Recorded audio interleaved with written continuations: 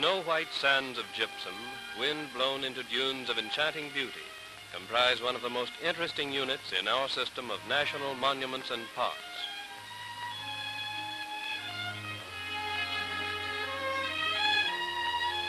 Among the newest of the national monuments, White Sands is located in southern New Mexico, about 12 miles southwest of the town of Alamogordo, less than 100 miles north of El Paso, Texas, and within easy reach of 5 national parks.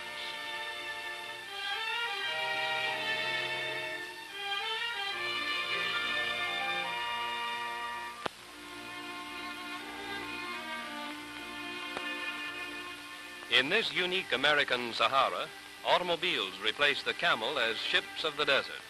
Quite a change from olden times, for when the Spanish explorers journeyed through this country, they called it the journey of death.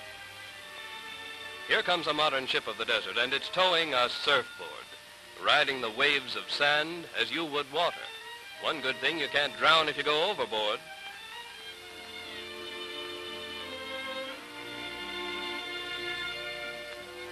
These dunes and their adjacent alkali flats comprise an area of 367 square miles, about 100 of which are in the monument area. The dunes are unique in that the sand is snow white. It's composed of nearly pure gypsum, calcium sulfate to the chemist, just plain plaster of Paris to most everyone else.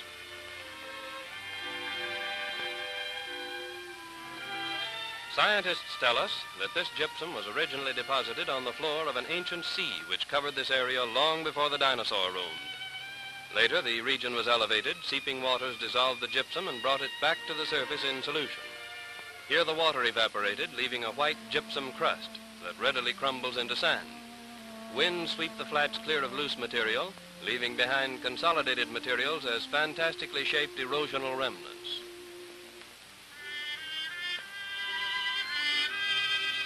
For a distance of about 1/4 of a mile, the pale gray-green desert plant life invades the domain of the conquering sands. Inside this line, the dune flanks are as destitute of vegetation as are the polar snows. But here on the borderline, we encounter strange woody plants of the desert and see the beauty of the yucca.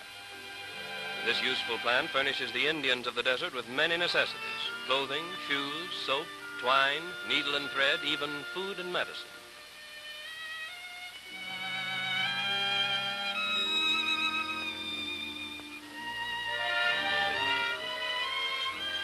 Pushed constantly by westerly winds, these dunes, 10 to 40 feet high, are moving ever eastward.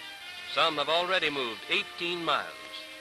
Toward the north and south, they merge into yellowish quartz sands, but here abreast the gypsum source, they sprawl like enormous piles of white sugar.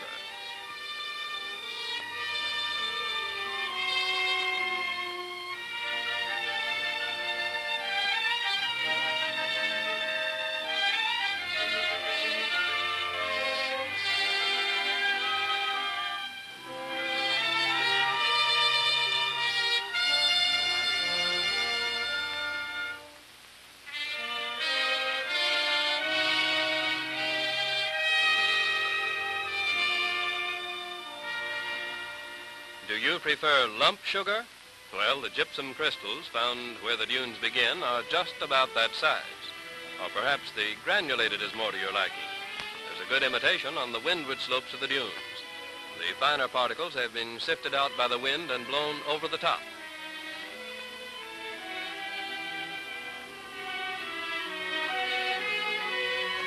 It's easy for cars to speed along on the hard-crusted windward slopes of the dunes. But as you come up and over the top, you sink to the hubs.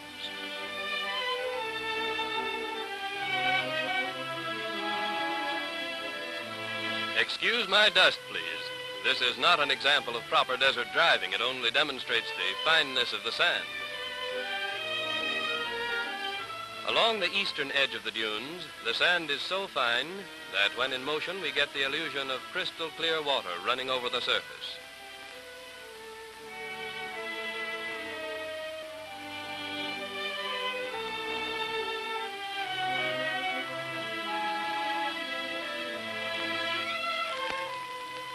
Natural gypsum sand, taken from outside the monument area, is used locally for making souvenir statues. and for all household purposes to which plaster of Paris is applied. But in the officially protected area, the National Park Service preserves, undisturbed and unexploited by man, the pristine beauty of nature's modeling for the enjoyment and education of nature-loving America. In these enchanting ripple patterns, as in the ripples on bodies of water, we observe evidence of the dune-building force, the wind.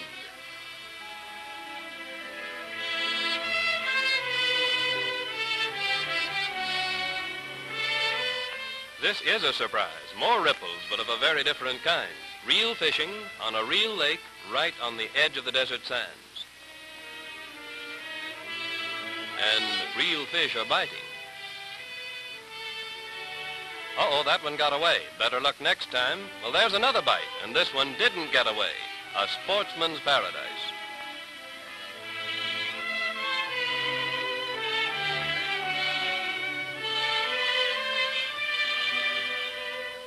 This land of boldly painted and fantastic mirages is not yet done with its startling surprises. These girls, how much they seem to be out in the desert. Every step is confident and sure. They know just where they're going. Here's the surprise. They had better know, for every one of them is blind. They are students at the New Mexico State School for the Blind.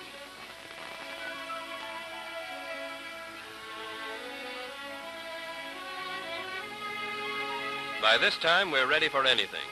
We've seen sand as fine and white as talcum powder that's marched with the wind for 18 miles uphill and down dale, that looks like running spring water as it moves ever eastward. We've seen nature's winnower, the wind, sift the fine grains from the course with uncanny thoroughness. We've seen surfboard riders breasting rippled waves of white sand 40 feet high, and have seen real fish pulled out of a desert lake. And now these girls, brave and real, not mere shadows on the sands.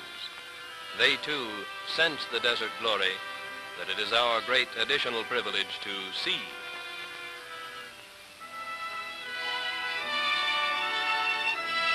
Yet all these wonders hardly prepare us for the riotous beauty of the desert sunset. Beyond the purpling San Andres Mountains, the sun sinks in a blaze of red and golden flame. Evening clouds that wreathe the mountaintops are printed in breathtaking colors, far beyond the power of the artist's brush. In delicate pastel shades, the white sands mirror the staggering canvas of the evening sky. A brooding solitude comes over the desert, a mood of peace and space and silence. To the visitor comes a deep sense of reverence, of inspiration, and of a great experience. Night falls gently. A new and eerie charm pervades the glowing dunes. A million stars with undreamed brilliance come out to blaze and flash, until another new and even more colorful dawn comes to usher in the pageantry of another day on the desert.